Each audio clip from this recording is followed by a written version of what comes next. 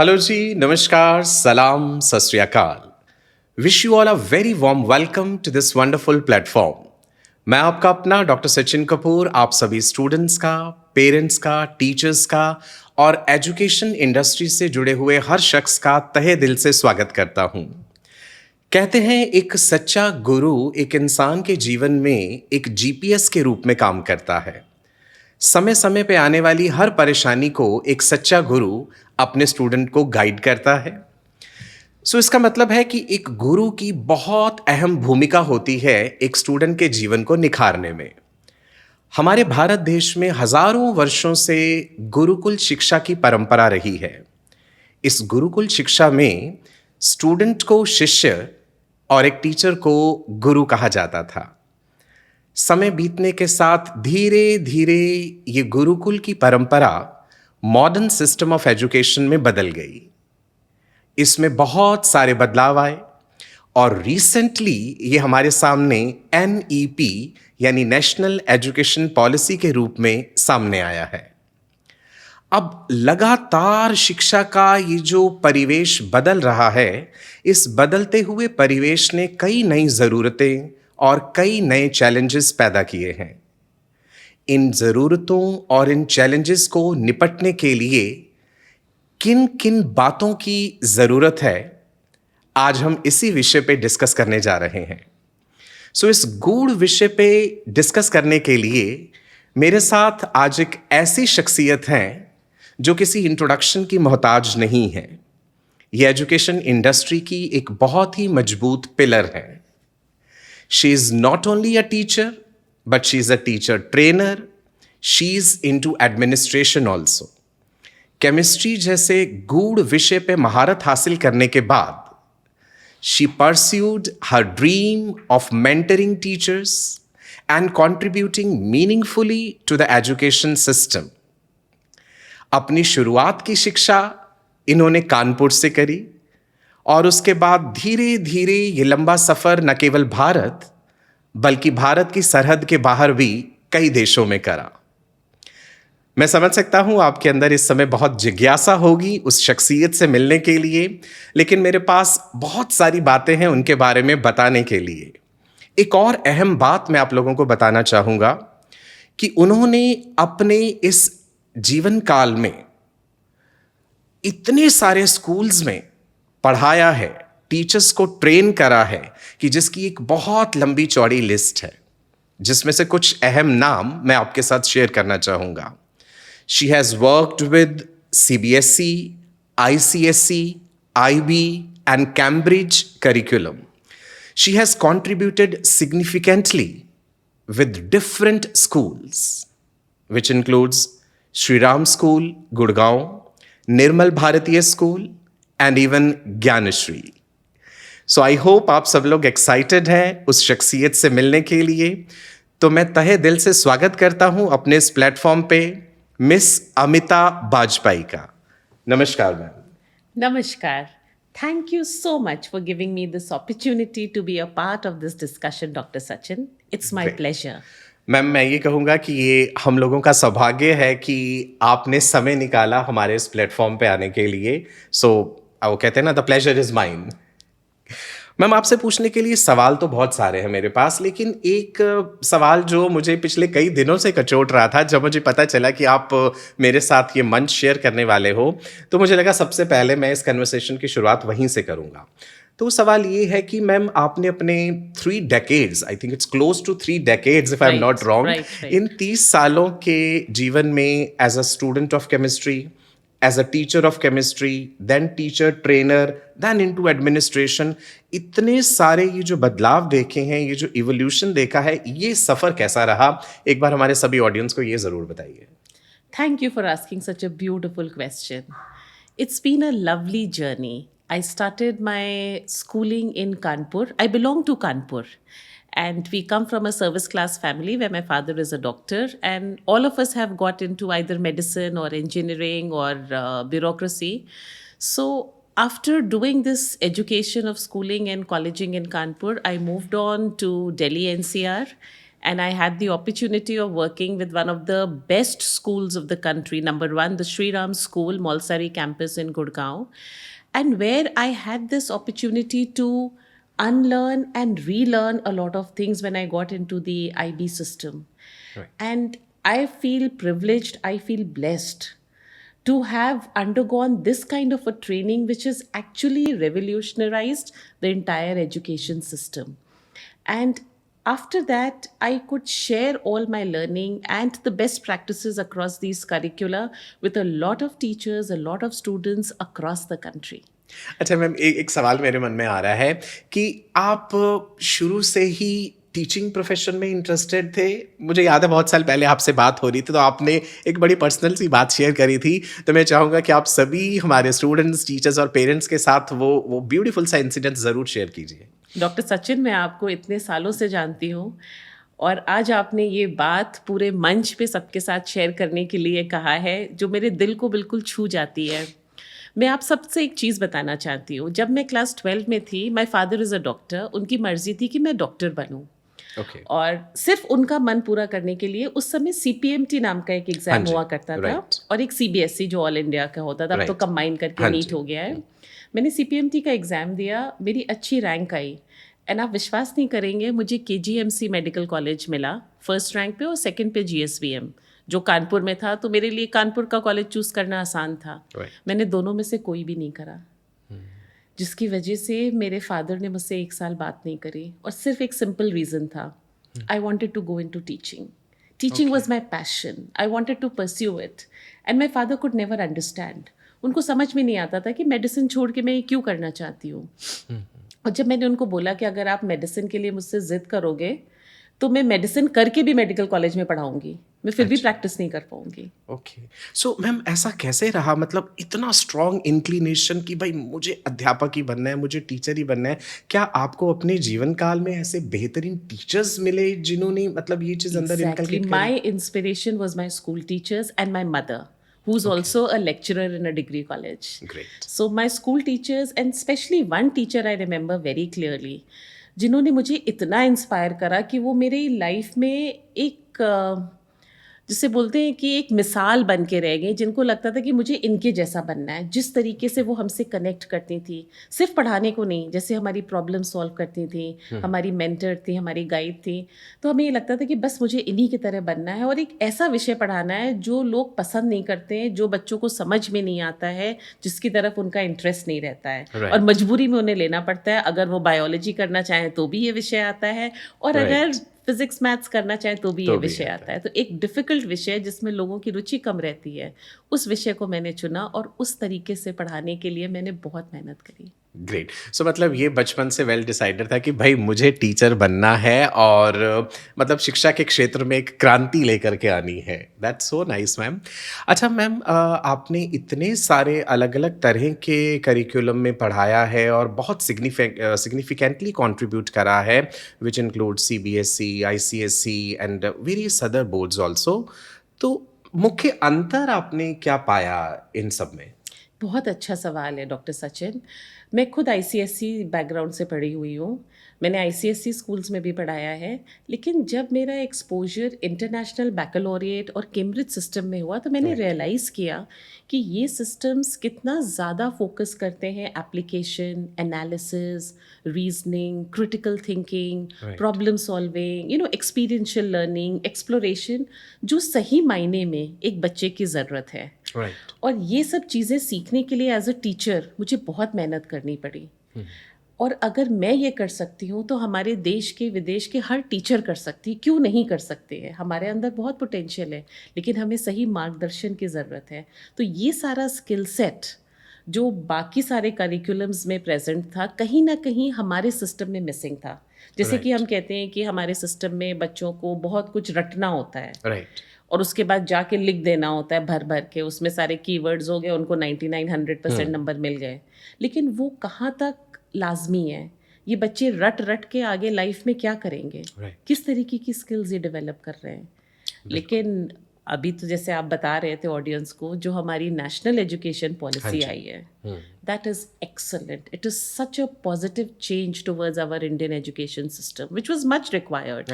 इसकी वाकई हमें बहुत ज़्यादा ज़रूरत थी, और ये ऐसे समय पे आया है जब हमारे टीचर्स पूरी तरीके से तैयार किए जा सकते हैं डिलीवर करने के लिए इसको. मैं इसी सवाल पे आ रहा था आपके सामने. ये जो नेशनल एजुकेशन पॉलिसी की आप बात कर रहे हैं, इनफैक्ट मुझे भी कोचिंग इंडस्ट्री में लगभग 25 साल हो चुके हैं. एंड फ्रैंकली स्पीकिंग, मैं बिल्कुल सच बताऊंगा आपको इस मंच पे, आज से कुछ साल पहले मुझे भी नहीं पता था, मतलब because we are not into school teaching. तो ये Absolutely. एक इतना बड़ा गैप है between school teaching and coaching teachers that मतलब we were totally unaware of this thing. पर एक बच्चा उस समय किस दौर से गुजर रहा होता है वो हमें नहीं पता था.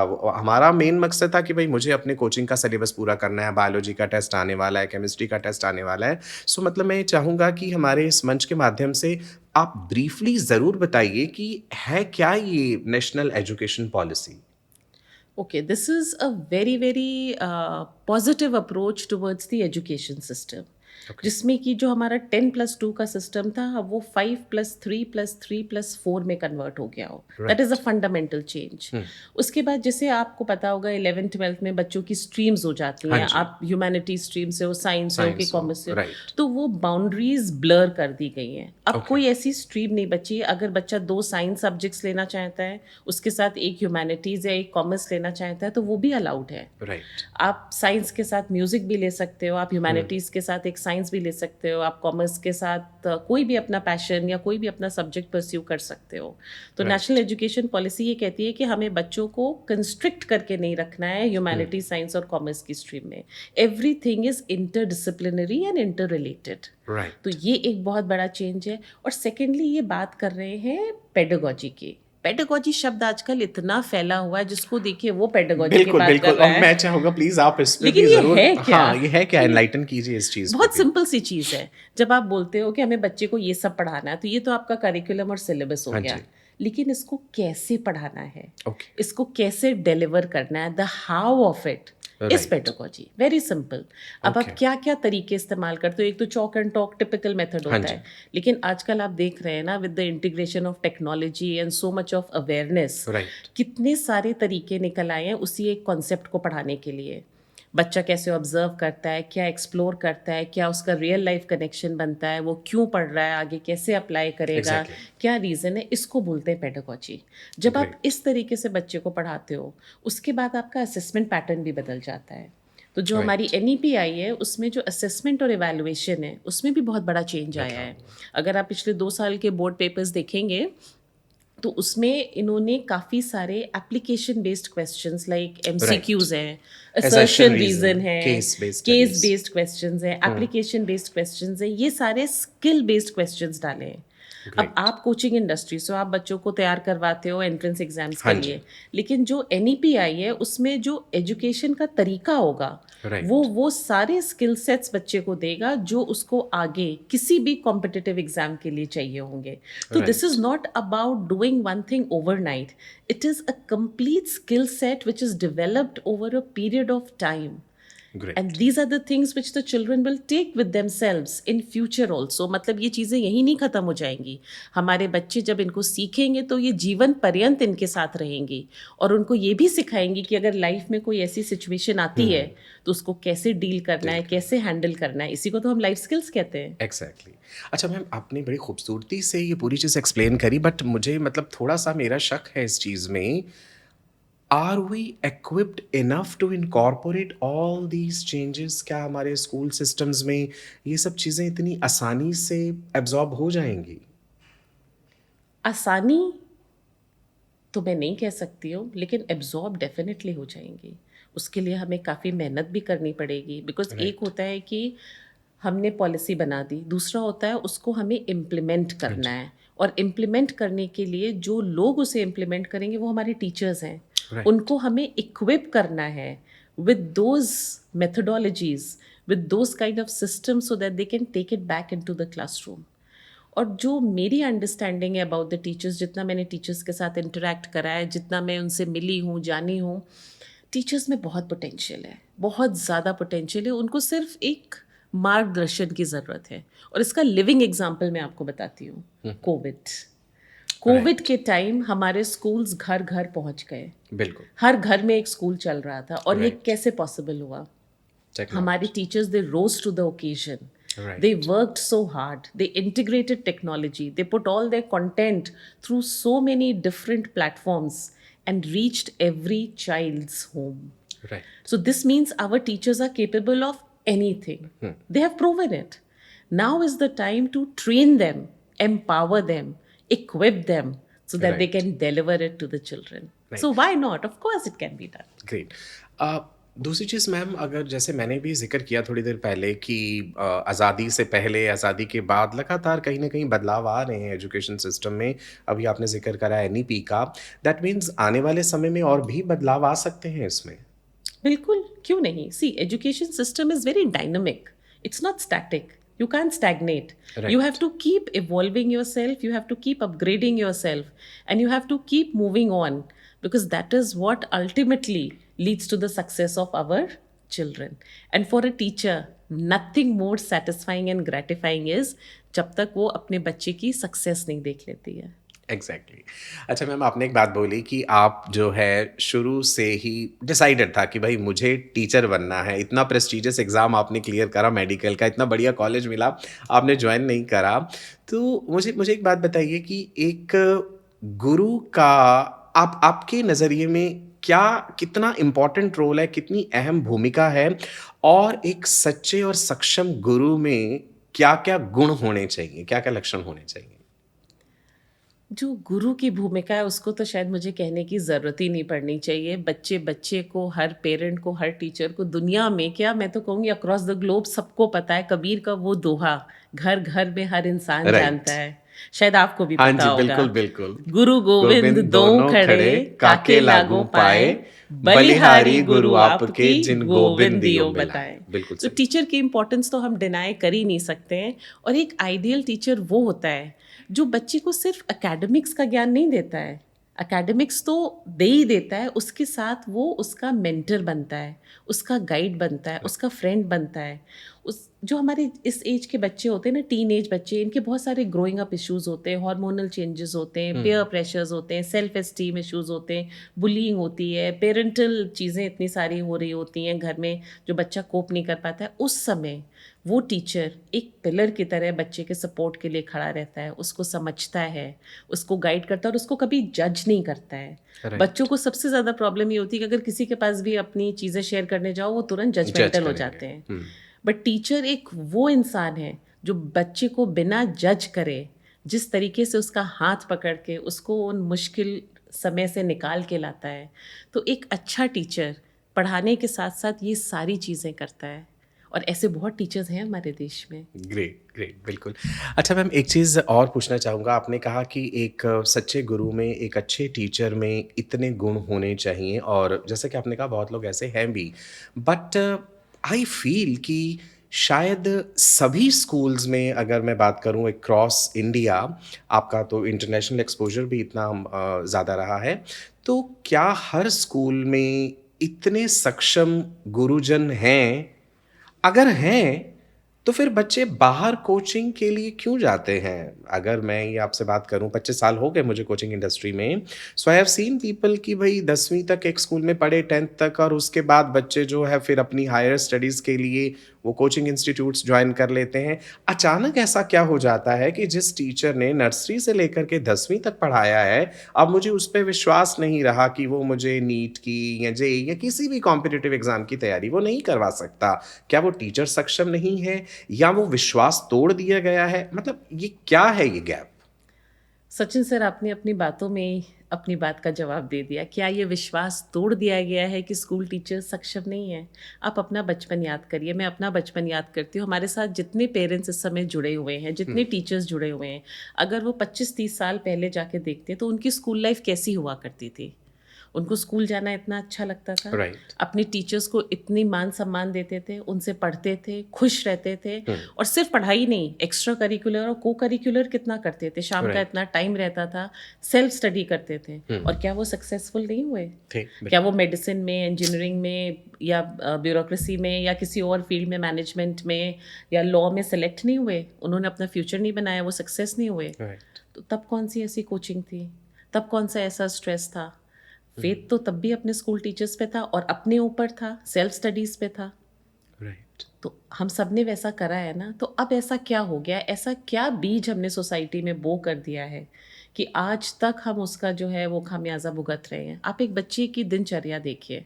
मैं स्कूल में हज़ारों लाखों बच्चों से मिली हूँ, पेरेंट्स से मिली हूँ, सब बोलते हैं मैम टाइम नहीं है, टाइम Right. नहीं है। बिल्कुल। तो ऐसा क्या वो कर रहे हैं कि उनके पास टाइम Time नहीं है? नहीं क्या है। वो हमसे और आपसे ज़्यादा बिजी हैं? Right. इतने मैकेनिकल हो गए। सुबह 6-7 बजे बच्चा जो उठता है, बस लेता है, स्कूल आता है, स्कूल में सारे काम करता है, उसके बाद घर जाता है, मशीन की तरह खाना खाता है, कपड़े Right. बदलता है, कोचिंग सेंटर भागता है, कोचिंग सेंटर से रात में आता है और फिर सोचता है स्कूल का होमवर्क करूं कि कोचिंग का होमवर्क करूं, बिल्कुल। यहाँ का काम ना करूं तो वहाँ डांट पड़ेगी। और सेल्फ स्टडी कब करता है ये बच्चा? सब तो हम उसके Right. दिमाग में स्कूल में डाले जा रहे हैं, कोचिंग में डाले जा रहे हैं, हम उसको ये टाइम कब दे रहे हैं कि वो उसको प्रोसेस करके, इंटरनलाइज करके, समझ के आगे के लिए तैयारी कर पाए। Right. और स्कूल में फिर आके वैसी मैकेनिकल लाइफ शुरू हो जाती है, और इस बीच में वो इतने तरीके के लोगों से मिलता है, इतना और एक्सपोजर होता है। सोशल मीडिया का तो आप हाल जान नहीं रहे हैं, गैजेट्स का आपको पता ही है, बिल्कुल। पेरेंट्स का कितना बच्चे कहना सुनते हैं। तो अल्टीमेटली हम क्या कर रहे हैं इन बच्चों के साथ, क्या हो रहा है उसके साथ? तो क्या ऐसा पॉसिबल नहीं है कि ये सारी चीज़ें जो बच्चों की ज़रूरत है वो हम स्कूल में ही दे दें उसे? मैम मुझे लगता है अगर ऐसा हो मतलब जाए मैं सिर्फ तो सोच रही हूँ कि ये क्या ऐसा हो सकता है? नहीं मैं इनफैक्ट मुझे तो आपकी बात सुन के वाकई ही ये चीज़ बहुत सही लगी कि अगर ऐसा स्कूल में ही हो जाए तो आई थिंक कितनी सारी समस्याएं हैं जिनका समाधान हो जाएगा। अब थोड़े दिन पहले ही मैम मैं सोशल मीडिया पे देख रहा था, इनफैक्ट आपने भी पढ़ा होगा उसके बारे में, कितनी मिस हैपनिंग्स जो हो रही हैं कोटा में हैं, जितने भी कोचिंग हब बन गए हैं, मतलब किस दिशा में हम जा रहे हैं। एक ऐसा बच्चा जो अभी 10वीं करके निकला है, 16 नहीं तो 17 साल का होगा, उसे हम घर से दूर भी भेज रहे हैं, एक नई जगह में, एक नए परिवेश में, खाने पीने की समस्या, फाइनेंशियल बर्डन्स भी हैं पेरेंट्स में, और उसके बाद जाकर के इतना ज़्यादा प्रेशर हो जाता है उस नई जगह में कि मतलब वो बच्चा इतना बड़ा कदम उठा लेता है कि वो मतलब सुसाइड तक जैसी चीज़ सोच लेता है। मतलब this is something which is really shocking and मतलब आई सो स्ट्रांगली बिलीव कि कहीं न कहीं तो अंकुश लगाना होगा। आई मीन किसी को तो सामने आना होगा इस चीज़ का जो है समाधान करने के लिए। बट मैम यहाँ प्रॉब्लम ये आ जाती है बिकॉज़ आपका स्कूल का इतने वर्षों का एक्सपोज़र है और मेरा अपना कोचिंग के फ़ील्ड का इतना लंबा अनुभव है। मतलब हमें लगता है कि जो चीज़ें हम कोचिंग में बच्चे को देते हैं, रेगुलर टेस्ट्स देते हैं, हमारा स्टडी मटीरियल वेल डिज़ाइन्ड है, all India level test series हम उन्हें प्रोवाइड कर रहे हैं, हम उन्हें मतलब बेहतर तरीके से तैयार कर सकते हैं और शायद स्कूल उन चीज़ों के लिए इक्विप नहीं है। तो आप मुझे बताइए कि 9th 10th या 11th 12th आपने तो हर तरह के टीचर्स को ट्रेन करा है, तो क्या लिमिटेशंस आ जाती हैं उन टीचर्स के पास कि वो ये सब चीज़ें नहीं कर पाते, या स्कूल की क्या लिमिटेशंस हैं इन चीज़ों में? See this is again a myth. इस चीज़ को हमने इस तरीके से सोसाइटी में बो दिया है कि राइट। अब सब इस पे विश्वास करने लगे, लेकिन ये बिल्कुल एक मिथ है। हमारे बच्चे स्कूल में बहुत अच्छा कर सकते हैं, हमारे टीचर्स में बहुत पोटेंशियल है। राइट। एक कांस्टेंट ट्रेनिंग की ज़रूरत रहती है, because you have to keep upgrading your self, you have to keep right. Training yourself, and you have to keep living up to those standards. Right. So काफ़ी सारे schools teacher training में भी invest करते हैं, और जैसे ये NEP आई है, हाँ जी। इसको डिलीवर करने के लिए जो सबसे बड़ा चैलेंज इस समय पूरी Right. एजुकेशन वर्ल्ड फेस कर रही है, वो है ट्रेनिंग ऑफ द टीचर्स। हाँ, इनफैक्ट आप मैम थोड़ी देर पहले मुझसे ज़िक्र भी कर रहे थे उस आर्टिकल के बारे में जो आपने शेयर किया मेरे साथ। मैं चाहूँगा कि Exactly. वो आप ज़रूर शेयर कीजिए सबके साथ। नो, सबको पता होगा, आपने अभी थोड़े दिनों पहले न्यूज़ में सुना होगा मिस्टर नारायण मूर्ति को। उन्होंने बोला कि अगर हमें NEP का इम्प्लीमेंटेशन करना है तो हमें Right. अपने टीचर्स को ट्रेन करना है, और उसके लिए उनका जो एस्टिमेशन है कि $1 billion should Okay. be spent annually. And he's also suggesting कि we should open teacher training colleges where we train the teacher. And we should invite people from across the globe who are retired professionals, retired teachers, and we give 1 year long training to these teachers through them.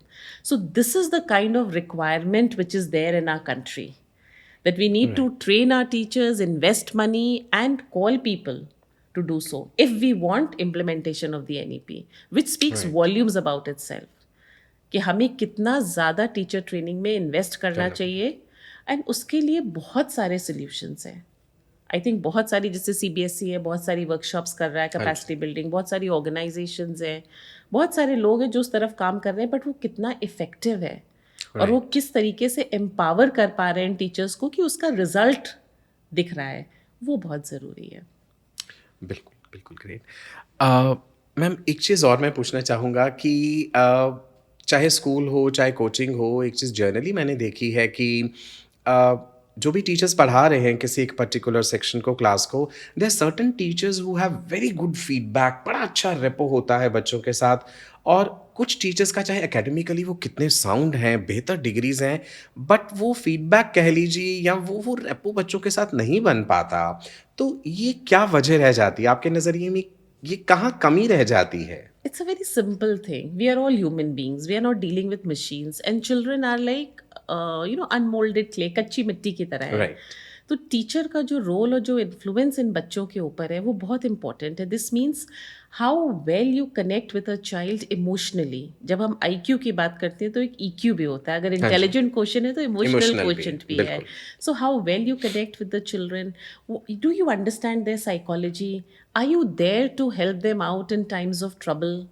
Are you just able to listen to them patiently without passing judgment? Right. So these are the kind of teachers who are mentors, who are philosophers, who are guides for these children, besides delivering the curriculum to them, are the ones who are looked upon by the children. मतलब बच्चे उन teachers को खोजते हैं, ढूंढते हैं, जो उनको समझते हैं, उनकी हेल्प करते हैं, और कई बार उनको इंस्पायर करके, मोटिवेट करके, उनके Right. मार्गदर्शक बन के उनके सक्सेस का कारण भी बन जाते हैं. बिल्कुल, तो बिल्कुल. वो टीचर्स ऐसे होते हैं जिनके लिए आई थिंक सब कोई ढूंढ रहा होता है. ग्रेट. अच्छा, आप बताइए, आपने इतने स्कूल्स में इतने लंबे लंबे समय तक काम करा है, कई टीचर्स आपके सामने स्कूल में आए भी, स्कूल छोड़ के भी गए होंगे किन्हीं भी कारणों से. कभी कुछ ऐसा हुआ कि कुछ बच्चे आपके सामने रोते हुए आए, या बच्चे वाकई रोए हों कि ये टीचर अब स्कूल से क्यों जा रहे हैं किसी भी कारण से? आई थिंक ऐसा बहुत होता है. हाँ. हम सब ने वो देखा, जब हम बच्चे थे हम अपने टीचर्स के लिए रोए थे, राइट. और मैंने भी देखा है कि बहुत सारे बच्चे अपने टीचर्स के लिए रोते भी हैं और उनके साथ रहना भी चाहते हैं. और अगर हमारे ये टीचर्स इनको 11-12 तक भी पूरी अच्छी तरीके से गाइड कर लें तो ये बच्चे बहुत सक्सेसफुल होते हैं. Great, wonderful. अच्छा मैम, एक बच्चे की सफलता में बच्चे का स्वयं का हार्डवर्क, टीचर का रोल, पेरेंट का रोल, सबका है. मैं आपसे ये जानना चाहता हूँ कि आपने इतने सालों में इतनी PTMs भी कंडक्ट करी हैं, पेरेंट्स के साथ भी आपने सेमिनार्स लिए. एक पेरेंट का क्या रोल, क्या ड्यूटी होनी चाहिए जो उसके बच्चे को सफलता के रास्ते पे ले जा सके? मतलब क्या एक्सपेक्टेशन आपकी रही है पेरेंट्स से? We expect the parents to support us in whatever we are doing, understand us, support and reciprocate. वो हमें समझे, जो हम कर रहे हैं उनके बच्चे की भलाई के लिए कर रहे हैं, उसी चीज़ को घर में reinforce करें. The parents and the teachers along with the school should speak one language. Right. And that is in the best interest of the child. और आपसे बेहतर कौन समझेगा इस समय? आपका, जैसा आपने मुझे बताया, आपका हाँ जी. बेटा क्लास 11th में है, और एज अ पेरेंट बिल्कुल. जिस दौर से आप गुजर रहे हैं, वो एक्सपीरियंस अगर आप ऑडियंस के साथ शेयर करेंगे तो हाँ, मेरे ख्याल से डेफिनेटली सबको मैम. बहुत हेल्प मैं मिलेगा. बल्कि मतलब मेरे लिए तो आई ओपनर रही ये चीज़. मेरा अपना बेटा जब क्लास 11th में आया, अब वो क्लास 12th में है, तो भाई डिसाइड किया कि हमें नीट करना है और मुझे तो कोचिंग इंस्टीट्यूट ज्वाइन करना है. उसकी अपनी इच्छा थी, तो मैंने कहा हाँ भाई ठीक, कर लीजिए, बिकॉज स्कूल में शायद आप उतना ज़्यादा उस तरीके से ना कर पाए. चलिए जी मैम, कोचिंग ज्वाइन कर लिया. अब 10th तक तो मतलब सुपर ब्राइट, बड़े अच्छे मार्क्स. धीरे धीरे जब कोचिंग के टेस्ट हों वहाँ नंबर कम, उधर स्कूल के टेस्ट में एब्सेंट, और कभी किसी एक्स्ट्रा करिकुलर एक्टिविटी में वहाँ पे एब्सेंट.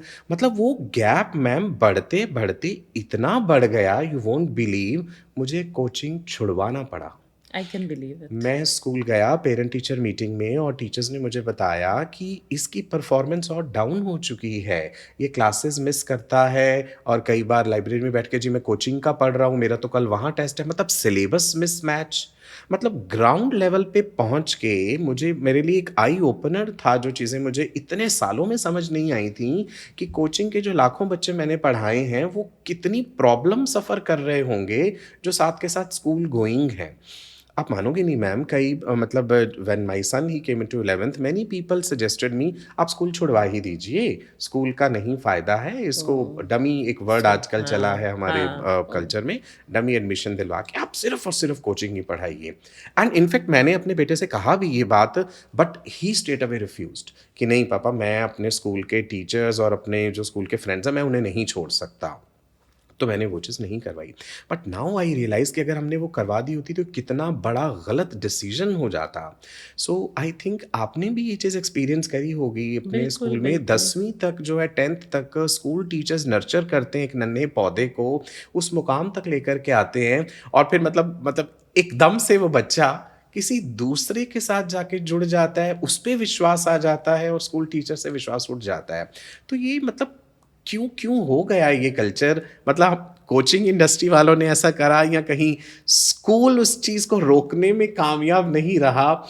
ये गैप आप देखिए मैम दिनों दिन बढ़ता जा रहा है एंड आई पर्सनली फील कि इसके लिए कुछ ज़रूर होना चाहिए। आप बिल्कुल सही कह रहे हैं और आप तो बहुत हल्के शब्दों में कह रहे हैं। मैं तो कहूँगी ये गुनाह है जो हम बच्चों के साथ कर रहे हैं। Right, it's not fair to the children. They don't have any childhood, they don't have any life, they are not learning any skills, they are not happy anymore. They are only under pressure. Right, And peer pressure, family pressure, societal pressure, they have no life, which is not fair. What kind of children are we producing in society these days? Is this what success is? Right And at what cost do we and want at this what success? Cost? कोई social life नहीं है, कोई family कुछ life नहीं। नहीं है, सिर्फ आप एक प्रेशर में जी रहे हो। ये किस तरीके का जीवन, और ये आपको कहाँ ले जाएगा आगे? क्या हम यही सक्सेस स्कूल में रह के, स्कूल टीचर्स से पढ़ के और सेल्फ स्टडीज शाम को करके अचीव नहीं कर सकते? क्या पास्ट में हमने नहीं अचीव करी है? तो बिल्कुल क्या करें। आगे नहीं पॉसिबल है? बिल्कुल। और अब तो टेक्नोलॉजी आ गई है, इतनी टेक्नोलॉजी की हेल्प है। हमें सिर्फ अपने टीचर्स को ट्रेन करना है, अपग्रेड करना है, कॉन्स्टेंटली री करना है। और एनईपी एक इतना अच्छा सोल्यूशन है इस चीज़ के लिए, बिकॉज जो एनईपी में स्किल्स मिल रही हैं, हाँ जी। Those are the skills which will help the children compete any competitive exam. Ma'am हो सकता है कि मतलब इस पॉलिसी को लाने और लागू करने के पीछे मंशा या मकसद यही रहा हो कि उस गैप को किसी तरह से एग्जैक्टली हाँ ख़त्म कर दिया जाए, क्योंकि आप मुझे बता रहे हो कि पैटर्न ऑफ क्वेश्चंस जो है वो बदला है, एग्जैक्टली वही कॉम्पिटिटिव एग्जाम्स में ऑब्जेक्टिव टाइप अप्रोच है, चाहे सीयूईटी है या नीट है। सो अगर स्कूल के टीचर्स इतनी खूबसूरती से वो सब करा पा रहे हैं, सो आई डोंट थिंक सो कि बच्चे के ऊपर इतना ज़्यादा प्रेशर रखना चाहिए। वो कहते हैं ना कि एक चाबुक के डर से तो शेर भी जो है सर्कस में कुर्सी पे बैठ के नाच लेगा, क्योंकि चाबुक का डर है, but will call that a well trained शेर, नॉट अ वेल एजुकेटेड शेर। एग्जैक्टली। तो मतलब आई थिंक शायद यही जो है होता आ रहा है एंड बहुत बहुत ज़्यादा ज़रूरत है अब। आई थिंक समय आ गया है कि हमें इन चीज़ों के लिए कहीं ना कहीं एक रेवोल्यूशन लानी है। रेवोल्यूशन आ गया है, अब बस इसको इम्प्लीमेंट कैसे करना है, इसका सोल्यूशन क्या है, हमें टीचर्स को एम्पावर, ट्रेन, इक्विप कैसे करना है, राइट, इसका हमें सोल्यूशन निकालना है। बाकी एनईपी ने तो बहुत बड़ा जो है वो सिस्टम में चेंज लाया। I would call it a paradigm shift. And इस एनईपी ने हमारे जो गैप था कॉम्पिटिटिव एग्जाम्स की स्किल्स में और स्कूल करिकुलम की स्किल में, उसको बिल्कुल नैरो डाउन कर दिया है।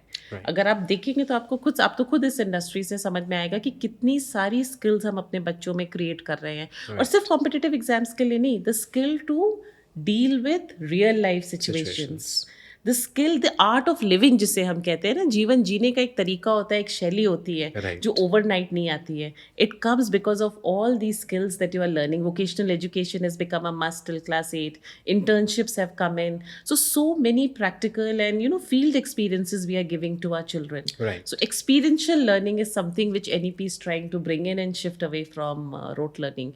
And I'm sure this can be done in the schools and it can be done by our teachers. The only requirement is to train these Train. teachers to bring up to that level. अच्छा, आप अपना अनुभव बताइए ma'am कि teachers willing हैं ये upgrade बिल्कुल, करने के लिए? बिल्कुल। ऐसा तो नहीं कि आपने कहीं रेजिस्टेंस भी देखा हो कुछ टीचर्स में स्कूल सी में? इनिशियली थोड़ा सा इनहिबिशन होता है, थोड़ा सा डर लगता है, and that's very natural and human. मैं राइट। कर पाऊंगी कि नहीं कर पाऊंगी, मैं कर पाऊंगा कि नहीं, और अगर कर लिया तो आगे फ्यूचर क्या है, इसमें इतना टाइम एफर्ट एनर्जी लगाने के बाद मुझे रिटर्न्स क्या क्या मिलेंगे, मिलेंगे? और मैं कितनी सक्सेसफुली इसको कर पाऊंगी। This is very natural. लेकिन एक बार जब वो करने लगते हैं, जैसे जब मैं अपनी वर्कशॉप्स करती हूँ या जब मैं टीचर ट्रेनिंग करती हूँ, तो मैं सिर्फ उनको दे के नहीं चली आती हूँ, मैं उसका फॉलो अप रखती हूँ और कॉन्स्टेंटली राइट। उनको हैंड होल्ड करती हूँ, मेंटर करती हूँ, गाइड करती हूँ, हेल्प करती हूँ। बिकॉज एक ट्रेनिंग या एक फ्यू सेशंस में उनको सब कुछ आप दे ही नहीं सकते हो। This has to right. Be a 6 month long or a 1 year long program where the teacher goes through the entire curriculum once with your support and guidance. So जब आप ये कर लेते हो तो टीचर को इतना कॉन्फिडेंस आ जाता है कि मैं क्यों नहीं कर सकता और कर सकती, मेरे अंदर भी बहुत पोटेंशियल है। Right. So I am sure we can work towards it. अच्छा, आपने चैलेंजेस क्या-क्या देखे कि स्कूल टीचर्स क्या-क्या चैलेंजेस फेस करते हैं? वर्कलोड तो है ही है, बहुत है। एक है ना, आप मुझे ज़िक्र कर रहे थे अभी कि कैसे हम्म। आप टाइम टेबल उनका डिज़ाइन करते थे।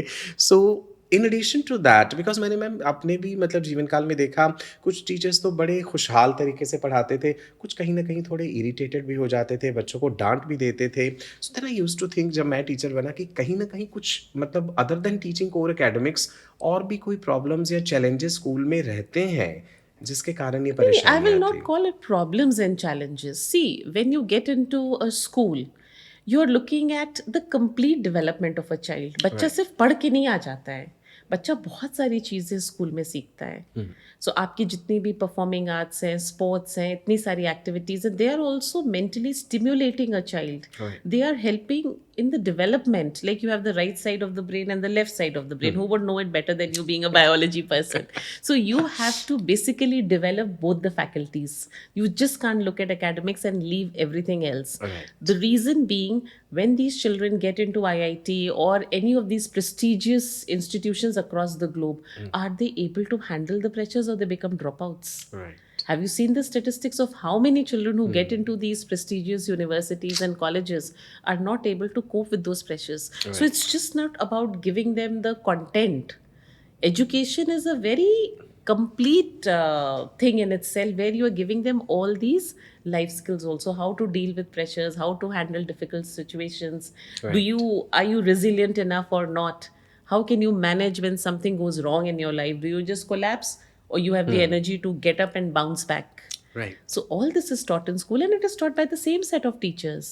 So this is the role of a teacher. There's nothing problematic or challenging about it. It's a Right. part and parcel of आप what you're एक चीज़ doing. और ज़िक्र कर रहे थे मैम, अभी हम लोग जो है जब ज़िक्र कर रहे थे कि अभी क्लास 10th और 12th के बोर्ड एग्ज़ाम्स आने वाले हैं, you were talking something about positive pressure, stress Positive कुछ, हाँ, stress. Positive stress. तो what is this positive See, stress? till date, society thinks stress is only negative. But if any of our parents are psychologists or psychiatrists, or who are into this field where they understand there's something called as positive stress, which is that force which motivates you to compete with yourself and do better every time. You are not Right. competing with the rest of the world. You're competing with your own self. And every time you look at yourself and you say, okay, I can do one step better. I can move one step ahead.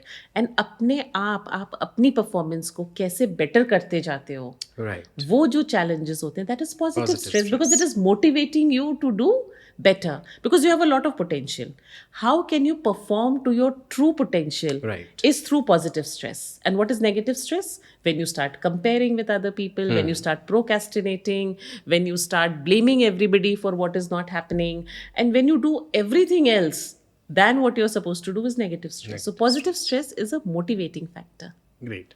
अब ma'am जैसे board exams आने वाले हैं, आने समय थोड़े ही समय में, तो मैं चाहूँगा कि आप कुछ टिप्स और ट्रिक्स ज़रूर बताइए बच्चों को, 10th वालों को भी, 12th वालों को भी, आपका इतना वास्ट एक्सपीरियंस है, सो कुछ टिप्स It's ज़रूर very दीजिए। simple. I would just say one thing to all my students: stay relaxed, stay calm, be happy, and perform to your own potential. Just compete with your own self.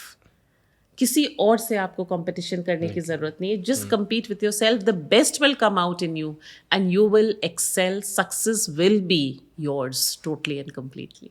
Great, wonderful ji.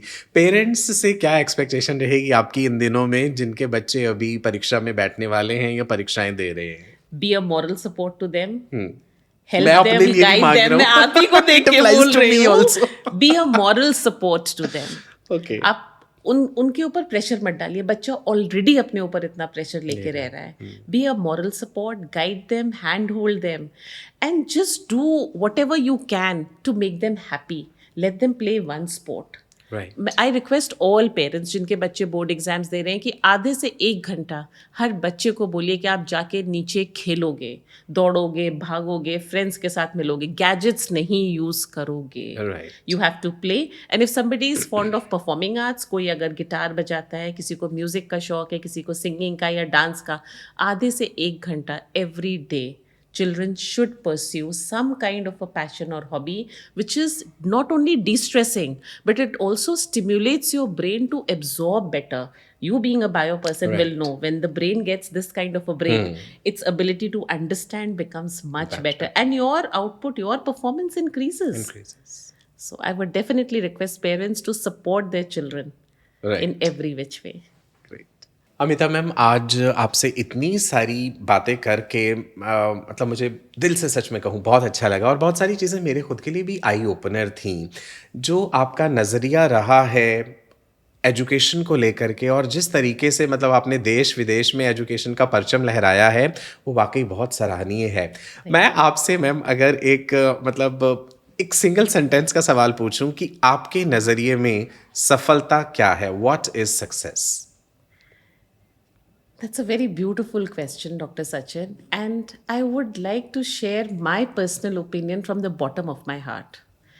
Success for me is not only achieving materialistic gains, it is also being a very happy individual, being able to enjoy what you have achieved, being able to give back to society, being able to make a difference in someone's life. That is what success is. Right. हम generally सोचते हैं, जो एक general मान्यता होती है कि success का मतलब होता है ढेर सारा पैसा कमा लो. किस कॉस्ट पे और उसके बाद क्या करना है? Right. पैसे कमाने के साथ, सक्सेसफुल होने के साथ हमें और भी बहुत सारी चीज़ों का ध्यान रखना चाहिए जिनको हम भूल जाते हैं. और उसी की वजह से आप देखिए कितने सारे साइकोलॉजिकल प्रॉब्लम्स, इमोशनल प्रॉब्लम्स और हेल्थ इश्यूज आ रहे हैं, लाइफस्टाइल डिसऑर्डर्स आ रहे हैं, because we forgotten the art of living. And living is a very beautiful thing when you are able to make a difference in someone's life. That is being truly successful. That is my definition. तो ma'am अब हमें अपने students को, parents को और teachers को, जितने भी लोग इस समय हमें देख रहे होंगे, उन्हें ये बताना है कि किस तरह से ये परिवर्तन आएगा समाज में. और जो बातें अभी हम कर रहे थे, जितनी हमने समस्याएं जो हैं वो डिस्कस करी, इनका सॉल्यूशन जो है वो किस तरह से निकलेगा, ताकि हम कैसे एक बच्चे को एक बेहतरीन इंसान बना सकें. जैसे कि आपने कहा कि हमारा मकसद सिर्फ उसे फिज़िक्स, केमिस्ट्री, बायोलॉजी, मैथ्स ये पढ़ाना कतई नहीं होना चाहिए. उसे हम एक बेहतरीन इंसान कैसे बना पाएंगे, एक प्रोटेक्टिव, कल्चर्ड, डिसेंट और पीसफुल एंड हैप्पी एनवायरनमेंट में, है ना. जैसे कि आपने कहा कि स्कूल का एनवायरनमेंट एक प्रोटेक्टेड, डिसिप्लिन्ड और एक खुशनुमा माहौल है. तो कैसे ये संभव हो पाएगा? तो पता है मेरे मन में क्या आ रहा है अमिता मैम? मेरे मन में ये आ रहा है कि आपके पास इतने डेकेड्स का स्कूल सिस्टम्स का इतना मतलब गहन समझ है, और मुझे भी काफ़ी साल हो गए एजुकेशन इंडस्ट्री में, कोचिंग इंडस्ट्री में. तो क्यों ना मैम हम लोग मिल करके ही इसका एक सॉल्यूशन निकाल दें? That's wonderful doctor Sachin. आपने तो मेरे दिल की बात कह दी. तो आप मेरे साथ हैं इसमें? बिल्कुल. पक्का, पूरे दिल से. बिल्कुल. देखिए, हमें एनईपी और ये सब चीजें आपसे पता चली और फिर आप ही को गाइड करना पड़ेगा हमें पल पल. Absolutely. There's no denying. I'm just thinking in the best interest of my children, my students. अगर उनको हम एक छत के नीचे सब कुछ वो दे सकें जिसकी उनको ज़रूरत है, तो इससे अच्छा उनके लिए क्या हो सकता है? एक सुंदर जिंदगी, एक नॉर्मल लाइफ, एक स्ट्रेस फ्री इन्वायरमेंट, एंड उसके साथ लॉट्स ऑफ सक्सेस। तो इसके लिए अगर हम और आप एक हो जाते हैं, I am Right. Completely into it. आप एक कोचिंग इंडस्ट्री से है, इतनी बड़ी पर्सनालिटी है, इतने बच्चों के जीवन को आपने छुआ है, और अगर आप ऐसा सोच के कह रहे हैं तो मुझे लगता है कुछ भी असंभव नहीं है। बिकॉज जो प्रॉब्लम होती है उसका एक सोल्यूशन भी होता है, Right. लेकिन सोल्यूशन सोच कौन रहा है, उसके ऊपर वर्क कौन कर रहा है, वो इनिशिएटिव कौन ले रहा है, वो तो किसी को करना पड़ेगा। अगर आप मेरे साथ हैं तो हम बिल्कुल इसमें चलने मैं के लिए बिल्कुल आगे आपके हैं। साथ हूँ मैम। मैंने अपने 25 वर्षों में जो कुछ भी सीखा है मैं आपके साथ शेयर करने को तैयार हूँ, और मेरा सौभाग्य है कि आप वो चीज़ मेरे साथ शेयर करने को तैयार हैं। सो जितने भी स्टूडेंट्स, पेरेंट्स और टीचर्स इस समय हमें देख रहे हैं, और उन सब के लिए एक सरप्राइज है हमारे पास। मैम वो सरप्राइज डिस्क्लोज कर दें? अभी या अगली बार? अगली बार। अगली बार। चलो ठीक है, अमिता मैम ने कहा है कि वो हम अगली बार आपके सामने लेकर के आएंगे। तो क्या है वो समाधान, क्या है वो सॉल्यूशन जो मैं, अमिता मैम और हमारे साथ बहुत सारे जो टीम मेंबर्स जुड़े हैं वो मिल करके लेकर के आ रहे हैं आपके लिए, जिससे कि आपका जीवन बहुत बेहतर होने वाला है। And I think ma'am this is going to affect not only the students but parents and teachers as well. Absolutely. The four pillars when we talk about it is the students, the parents, the teachers, and the school. School. So it's going to affect everyone, and definitely in a positive manner, because this will be the solution to all the challenges that we've been talking about. Great जी। तो एक बहुत ही खूबसूरत सा समागम कह दीजिए आप अब होने वाला है, और उसे जानने के लिए stay tuned with our channel को सब्सक्राइब ज़रूर कर लीजिएगा, बेल आइकन को हिट करना मत भूलिएगा, ताकि हर इंपॉर्टेंट नोटिफिकेशन आप तक ज़रूर पहुंचता रहे। एंड अमिता मैम, मैं एक बार फिर से आपका तहे दिल से धन्यवाद करता हूं कि आपने कीमती समय निकाला और अब आप हमारे साथ हैं। Thank you, Dr. Sachin. It was my pleasure and my privilege to be a part of this discussion. Thank you so much.